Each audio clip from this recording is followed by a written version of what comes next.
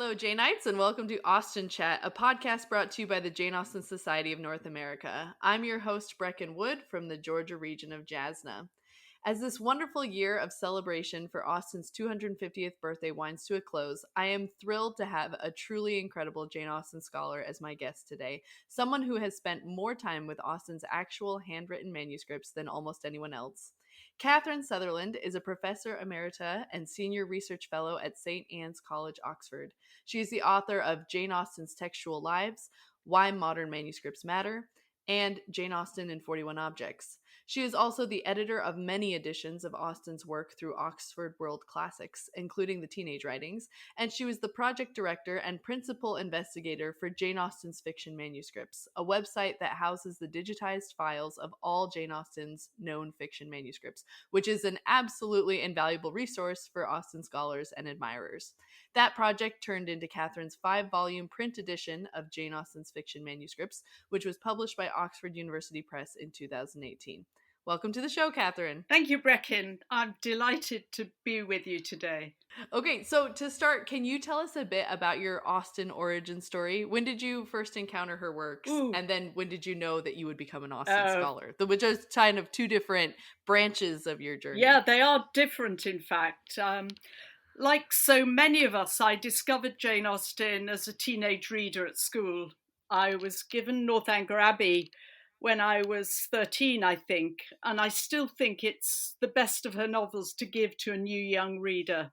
I went on to study Austen at school and at university, but I wasn't at this stage greatly taken with her. Actually, I didn't find her very interesting, if I'm honest.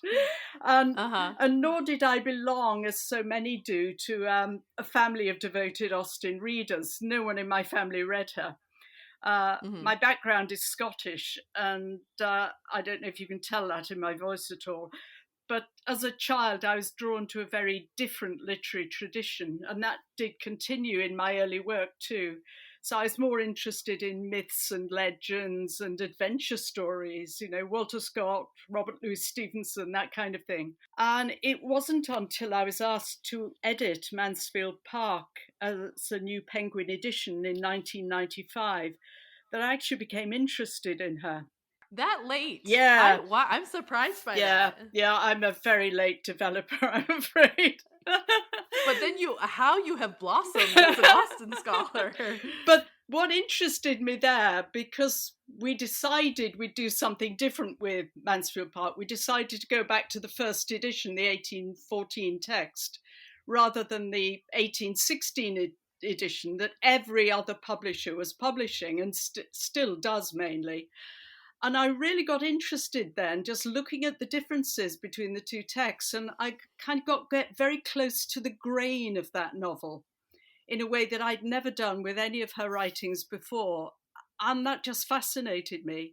And I then went on to think about how the texts of her biography had been put together by her family, how James Edward Austen Leigh played around with the texts of his sisters' recollections, his sisters who knew Jane Austen far better than he did, and how he wove those texts together. And then eventually that turned into Jane Austen's Textual Lives. By then I was pretty well hooked on her, yeah. But a late developer, yeah. Interesting. So you became sort of this like forensics textual investigator, though. That's what drew you in. Yeah, with her, that's what draws me. And it doesn't necessarily with other writers, but it has been with her. Okay, well, that's a great transition to my next question, which is, I mentioned at the top that you published a book in 2022 titled Why Modern Manuscripts Matter, which covers not just Jane Austen, but also contemporary writers like Samuel Johnson and Walter Scott. And so why do manuscripts matter? Beyond the words on the page, what do the artifacts themselves have to teach us? I think you set up that question very well, Brecken, for manuscripts are so much more than words. In English, the term manuscript, in fact, denotes both handwriting and the thing onto which you write, a support, an object that holds meaning and significance beyond the words. This seems an obvious point, but until recently, most manuscript scholars thought only the words mattered. which is a bit like, if you think about it, it's a bit like a classical Greek scholar saying it's only the black profile figures on a vase that matter. But, the vase is dispensable completely. Um, Mm-hmm. a manuscript, and I mean by that a writer's working manuscript, a draft manuscript with deletions, revisions, with mess. It's a space of great energy and excitement, I think. Um, Manuscripts are highly emotive objects. They're kind of sticky with a writer's presence. They have identity about them. And they're a place and a moment in which something happened. So a manuscript is a writer's DNA or a writer's laboratory, and they call a work back to its origins. They reveal insights into ways of working, how a work takes shape, but also how it didn't take shape. There are often ideas on a manuscript that never actually get into print. So you can learn more about a work than you can from the finished printed book. I think as well, manuscripts as objects are clues to ways of working, the kinds of paper a writer uses, how the words hit the page, and so on. So that there are so many dimensions, and that's what Mm-hmm. excites me. So I've seen you talk about Jane Austen's manuscripts a lot. There's a video of you at her house in Chawton, which is really fun, talking about the Watson's Oh, manuscript. yeah, yeah, And so sure. something I've heard you point out a lot is that Jane Austen always writes to the edge of a page, Yes, that she she doesn't does. really Yeah. leave herself margin. So what does that say about her as a writer? Why do you point that out? I point that out because I think it shows how incredibly disciplined a writer she was, and how incredibly confident she was Mm-hmm. as well. She was very bold. She seems to have been a one draft writer, and many of her contemporaries weren't. One of the writers I compare her to in Why Modern Manuscripts Matter is Fanny Burney. Fanny Burney has endless drafts, and she's scribbling and revising across so many different sheets of paper. Whereas with Austen, you have the sense, and the evidence seems to suggest this, that she works with only one draft. So she starts writing on one particular draft. And okay, she'll go back and she'll revise and she'll delete. So the time frame might be wide, but the physical space is not wide. Mm-hmm. So in the case of something like the Unfinished Watsons, you have a sense of a composite of several possible creative drafts over time, but all on the one page, on the one place. Mm-hmm. And her writing surfaces are always very small. She made homemade booklets. She took sheets of letter writing paper. She cut and folded it down into booklets of ranging from between 8 and 80 pages. The Sanditon manuscript has a booklet of 80 pages in it. And these are very small booklets, 7.5 by about 4.5 inches. So really Mm-hmm. small. It suggests she uses a very restricted surface. And I think that shows great discipline. I think as well, these small booklets would have been portable, they would have been easy to carry around, easy as well to hide from prying eyes. So, that family myth about her, hiding sheets of paper when somebody intruded, I think there may have been some truth in that, to be honest. I think the way that she Mm-hmm. works suggests that. But I think too that writing into a booklet, as she does, is a very risky thing because it sort of implies self belief. There's economy to it too. I mean, Austen, we know, is a thrifty writer. She doesn't waste words. You see that from print. But as a surface for the evolution of composition, a booklet suggests the writer is very assured because a booklet forces the work forward in a sequence whose elements are threaded together already from the start, um, suggesting you can't really change the order. That's really Unlike interesting. writers who write, say, onto single pieces of paper, as, say, William Godwin did or Walter Scott might have done, she doesn't do that. So there's real boldness in that. I think as well Mm-hmm. it suggests she probably creates a draft in her head before it hits the page. But yeah, the pages are very densely filled. She never leaves a margin. Every other writer I've looked at leaves margins, or white space to add stuff. She doesn't. And I think this highly disciplined way of working was a kind of material counterpart. So I think it's where you see the booklets are almost metaphors for the thing you get, a sort of economy of creative expression, which is there in the physical as well as in the final product, which is the printed page and the style we recognize. Right. That's what, and so I finally got to go to her house just recently, and it was my first time, and seeing her desk and how small of a Yeah, space that yeah, is yeah, astounding. I mean, it's yeah. even, I've seen pictures of it, but then you go and see it in person and you're like, how is she writing in this tiny space? I Like, know, I need I know. space to spread out and put all of my papers. And like you said, that discipline, and she's got these tiny booklets on this tiny desk in which Yeah, she is that's writing. right. Yeah, I It's mean, really incredible. I mean, I'm sitting at my desk now. I've got water, I've got a cup of coffee, I've got papers I have everywhere. 2 laptops right Yeah, now. exactly, Yeah. exactly. And she's just focused in on this tiny little booklet. I think it's quite Mhm. astonishing. Very recently, we had, I'm a patron at Jane Austen's house, and very recently we had to reinsure lots of the items. And so for reinsurance, we had to re-examine the writing table. And for the first time, we noticed that there were worn away grooves in the edges of that little table. Now, Huh. if it had been used for something else, just for standing stuff on, as it was originally probably meant to be used, rather than for writing at, there wouldn't have been these worn away edges. It's a real absolute proof that that's what she did. She's sort of resting her arms against the Yeah. table and Oh my writing, goodness. and her arms are rubbing away the edges of this shaped table. It's only That's 47 fantastic. centimeters wide. I mean, it's really small. Well, so can you talk about the pins that she would use to edit? Because I think that's another fun detail about the manuscripts, because she's so careful and precise with that as well. She is very careful, very precise. Yeah, with the Watsons, where she did decide that she needed to develop after she'd filled these little booklets, she adds little sheets of paper which she folds up and then pins exactly precisely where this new text is meant to be inserted. And you Hmm. can see from the folds that then those pieces of paper would be, in order to uncover them and to read from them, you'd have to fold them down. But yeah, she pins very precisely. And Hmm. these are dressing pins.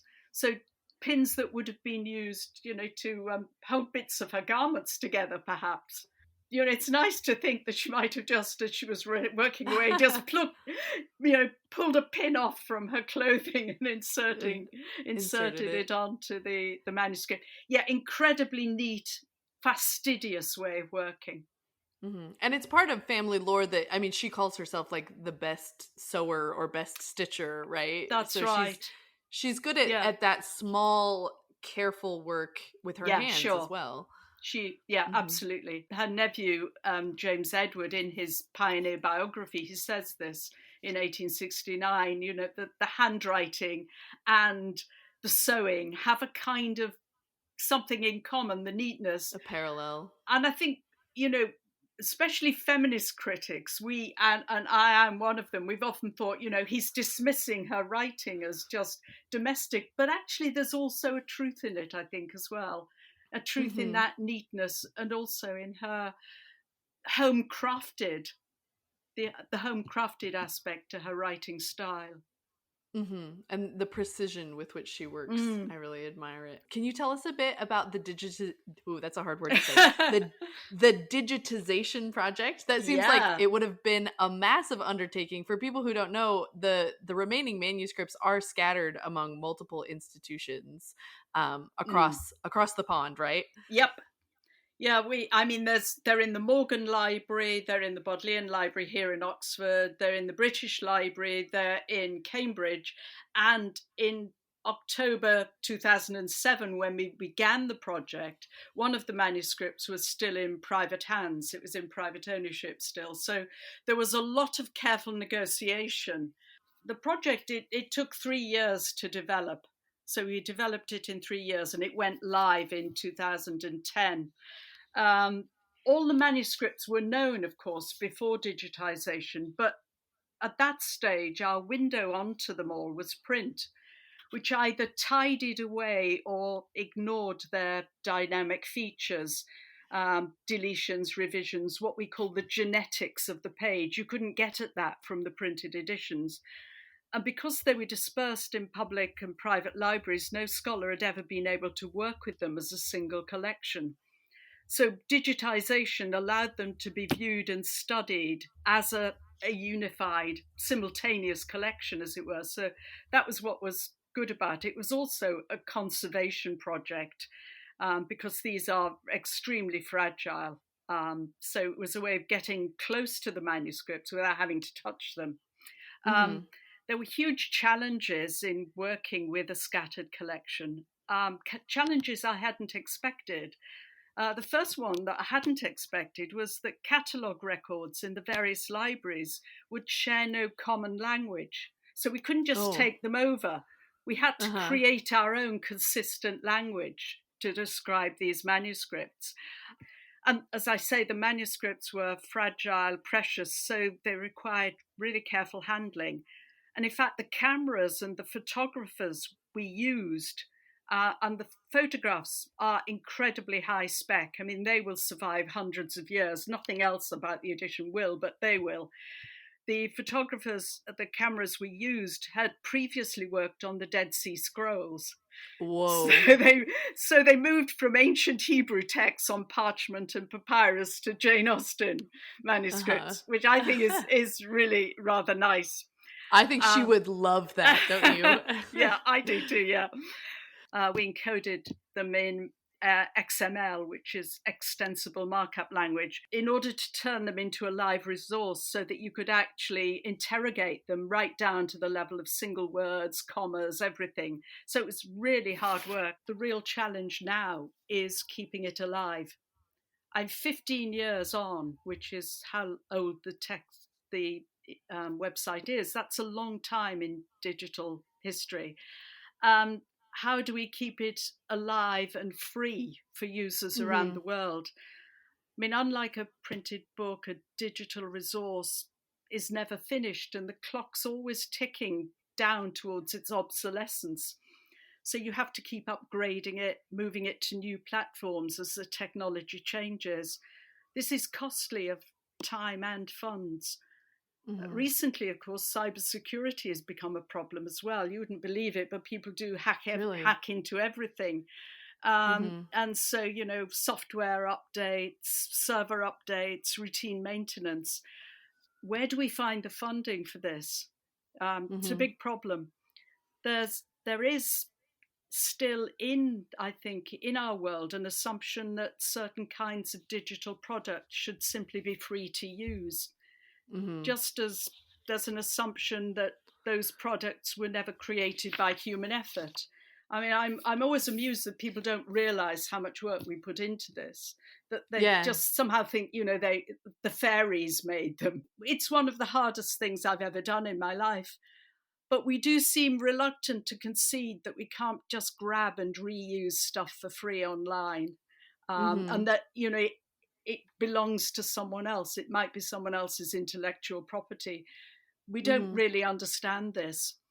And it does seem to me that we do need a new funding model if we're to sustain objects like this as part of our digital heritage, because quite soon it probably will disappear, to be honest. I won't be able to keep it up. That. I won't be able to keep it up, That's so interesting, because you kind of do think like, oh, we took a picture of it, we digitized it, boom, we're done. And in perpetuity, it will be there forever.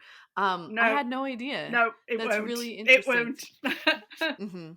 Okay, so in editing all of your various editions of Austen, you have done extensive annotation work.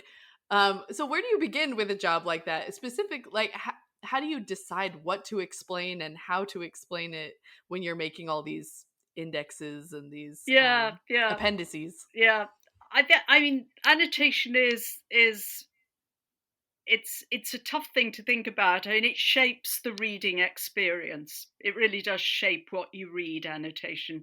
So it needs to be done responsibly, and I think not too indulgently, to be honest. And Mm-hmm. there's a general rule for annotation, which is that you explain things like literary quotations and historical and cultural references that might be lost on a reader at any given time in history, but that you don't offer opinions or critical speculation. That's the general rule. We don't all obey it, but that's the kind of rule. I think the real discipline in critical annotation is to resist expanding, actually, to keep it within limits. When I was a student, editions of classic texts might have a few pages of annotation. I recently looked at my old student Penguin paperback of Persuasion. There were 3 pages of notes. The modern paperback edition of Persuasion has more than 20 pages of notes. Wow. I'm not sure that that's altogether a good thing. Back in the mid-18th century, Samuel Johnson, whom Jane Austen much admired, actually had something to say about annotation. And he uses this phrase, which I think is wonderful, and I try to remember it. He says, annotation refrigerates the brain. Ooh.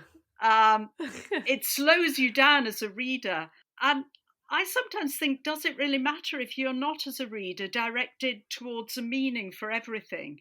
Mm-hmm. Perhaps it's better not to be too informed, Hmm. to let your imagination run free rather than to freeze it, Mm-hmm. which is what Johnson says is happening.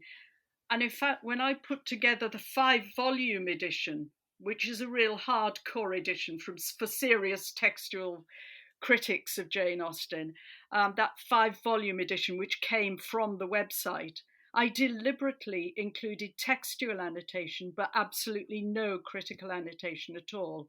I just Mm-hmm. wanted it to be free of that, and for the reader to use that edition in a different way. So to explore Jane Austen's choice of words and the words she erased and why she chose this word and not that word, but not to worry about whether or not they got every single allusion in her text. Some of us are clamoring for more. I love your textual analysis so much. You have such a way with words, and your explications are so clear but also just so engaging. And so sometimes I read your stuff and I'm like, but tell me more about what you think, Kathryn. But so do you usually put that in the foreword, or there's other places where you Yeah, there's provide other places you analysis? can put that. Yeah, you can put it in an introduction or whatever. With the 5-volume edition, I wrote short essays. So I wrote a short essay about how she uses the notebooks that she creates, a short essay on the kinds of revisions, her characteristic form of revisions, short essay on quirks of handwriting, that kind of thing, Mm-hmm. which, the reader can use or forget about, whatever Mm-hmm. whatever suits you, really. So I'll mention the Juvenilia a bit because I have your edition of it, and that's the one that I've read. It is so full of inside jokes and references. Yeah, And yeah. so are you just so immersed in 18th century literature that anytime she says anything, you're like, oh, well, that's a quote from this poem, or that's a quote from the. Do you know it already, or how do you Nope. even know what to annotate? No, I don't. I know I am grateful to Mr. and Mrs. Google for so much Yeah. stuff. That's good. That makes me Yeah, feel a little yeah, better. yeah, absolutely. I mean, there are so many resources now, aren't there? I mean, that Mm-hmm. sometimes makes me think, why bother annotating anything, critical annotation? Because if the reader wants to look it up, they can. You can Mm-hmm. find a Shakespeare quotation so quickly nowadays. You don't need to be given it in a printed edition. Mm-hmm. I would say, I mean, because AI is getting so big and Yeah, misinforming and warping things, I am more grateful than ever for the book hoarding that I've been doing, which is what I call. I own an absurd number of books, and listeners, yeah, there, yeah, Kathryn is in front of one of her bookshelves. But I yeah. think that, like, now having it on the printed page is so valuable because I know that AI Yeah. was in no way involved with this. That Yes. it wasn't. I mean, if maybe one day things that even that are printed will have been written by AI, but my entire library is free from Yeah. that influence, and I find that valuable. Yeah, I think that the only thing that bothers me about annotation is nowadays you buy a novel, say, and it almost carries its own body weight of notes behind It's it, true. and you Mm-hmm. just think, well, come on, how much do you need? How much do you really need in order to enjoy this book? Mm-hmm. And the answer is probably a lot less than you're given. Right. I love that. The refrigerates the brain. I'm going to keep that. Yeah, Samuel Johnson has an opinion on everything. he It's also does. really ironic because the man just wrote and wrote and wrote, and he had a lot of commentary on a lot Oh of yeah, he did. different He did. authors. I mean, he annotated a ton of stuff. Okay, so your brand new biography, like this year, Yeah. of Austen, Her Life in 41 Objects. Am I correct in assuming that you picked 41 because that's how many years she lived? Sorry. Well, there are two reasons. There are two reasons. The Oh, okay. obvious one is, yeah, 41 for the number of years she lived. But also, 41 is a prime number, Mm. which means it cannot be divided by any number other than itself or one. And I kind of like that because that's, to me, says something about Jane Austen too. She is Yeah, unique. that's great. Jane Austen is a prime number.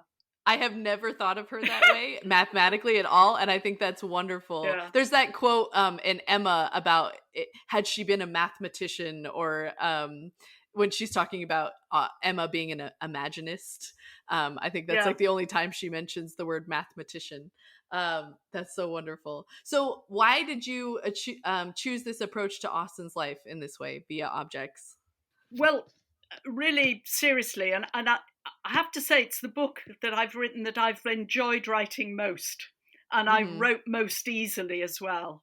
Um, but I was attempting to address a paradox that of all writers, Jane Austen is among those few that we most ardently wish to know and even to possess. We're very possessive about her. We want Absolutely. to, we really want to know her. Kathryn Mansfield said this wonderful thing, didn't she? Kathryn Mansfield, the New Zealand writer at the beginning of the 20th century. And she said, everyone imagines that they are Jane Austen's secret friend. Oh, yeah, we sure do. And we all have my Jane, my Yeah, version of yeah, her. And my that's the Jane. real one. It's not Mhm. just that we think that Jane Austen knows us, but we think we know her. And Mhm. the paradox, of course, for a biographer is that we all want to possess her because that's what biography is about. It's about possessing somebody. But that there's so little that survived to base our knowledge on. So it's a paradox. So 41 objects, to say you can summarize a person in 41 objects is deliberately ironic. It's an Mhm. ironic biography. It's a way of acknowledging that no life can be fully known or recorded, that all our encounters with another life are selective and partial. And at the same time, I thought objects, because objects are amongst the most tangible signs of possession. Mhm. They help us get a handle on someone or to feel close to somebody. So objects for that reason too, but it's a biography in reverse. I was thinking that, I was trying to be as ironic, I mean, just for my own amusement as possible, but it's a biography in reverse because each object has its own little biography. Her life becomes a moment in the lives of these objects. Mm. Many of the objects I chose are domestic and they're very modest objects. And that was deliberate because I wanted to suggest too that something very important about Jane Austen, that she worked a quiet revolution in the novel, didn't she? She wrote novels about ordinariness. She's probably the Mhm. first novelist to think that you can just take the ordinary lives of middle class women and, describe those and make that into a novel. Make a novel out of drinking tea or going to the shops or having a picnic or going for a dance. Very Mhm. ordinary things. So all of that went into it, really. Mhm. And am I correct in thinking that some of the objects are posthumous? Like they're Yeah, they are. and so I feel like that adds to the irony. Well, it adds to the irony. I was also thinking that so much of her life has been lived since she was dead. We constantly, what a biographer does is has a conversation with the subject, the person they biographize. And it's a different conversation depending where you are situated as the biographer. I mean, it's a bit like if you're a portrait artist, a portrait painted by a painter in the 21st century won't look like a portrait painted in the 19th century. So lives change too. And so I was thinking that so much of her life has been lived after her death. So, when does a life end? When does a life end? Well, we're celebrating the 250th. Well, exactly. So, that's why I have things like Grayson Perry's pot in there and Mr. Darcy's shirt and so on. Yeah. Well, so what are a few of your favorite objects from the book, if you had to pick? Yeah, there's a fragment of wallpaper that we found in 2018 in a cupboard in Chawton Cottage in Jane Austen's house. And that is one of my favourite objects. Another is Marianne Knight's dancing slippers. We don't have any of Jane Austen's dancing slippers to survive, but we have Marianne Knight's. And that was important to me because the dancing slippers of Marianne Knight, Jane Austen would have owned pair upon pair of dancing slippers exactly like those. But, after dancing only a single evening, your dancing slippers would be ruined. Really? You'd have to throw them away. Ooh. So I wanted to get at the idea that any life is made up of fleeting joys, fleeting happiness that you can't capture.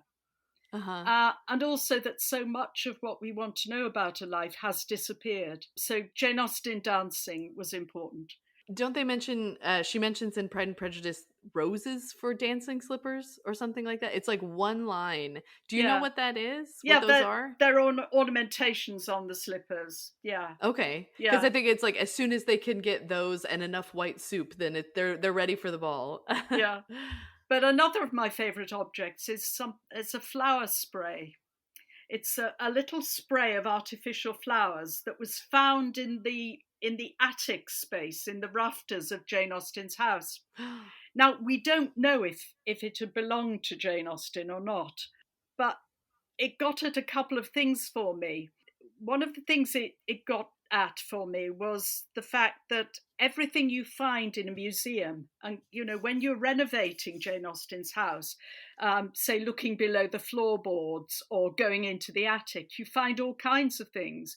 You find broken pipes, smoking pipes, you find nails, you find all kinds of things. Being a museum, you can't throw any of this away.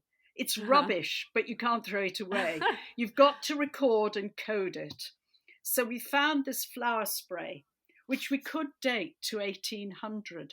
So it could have been an artificial spray of flowers that Jane Austen herself bought, but it may not be. So there's something serendipitous about it. And that appealed to me too, because it points to the limits of biography, where imagination takes over. Jane Austen has a lovely letter from 1799, around the time that dates the flower spray, where she's in Bath and she's writing to her sister, and Cassandra has set her a chore in Bath to find artificial fruit to put on their hats, to decorate their hats. But Jane doesn't have enough money left because she's been buying presents for other people. So she says, I haven't got enough money to buy artificial fruit, but I can buy a spray of artificial flowers. And she says in this letter something totally fabulous. She said, and I do somehow think, she says to Cassandra, that it is more natural for flowers to grow out of one's head than fruit. So I like to think this is the spray that she brought back, but who knows? That's it. You don't know. And that's part of the fun of it. It's part of the fun, but I was thinking about, a few years ago, my mother died and I was clearing out her house, and you find things. You find things and you think, well, where did that come from? I don't remember seeing this before. What's this? And you see new facets of someone that you thought you knew. Yeah, or you see a photograph album and, I say, oh, that's great Aunt Mildred. And my sister will say, no, it's Uncle Fred, and you can't tell which one it is.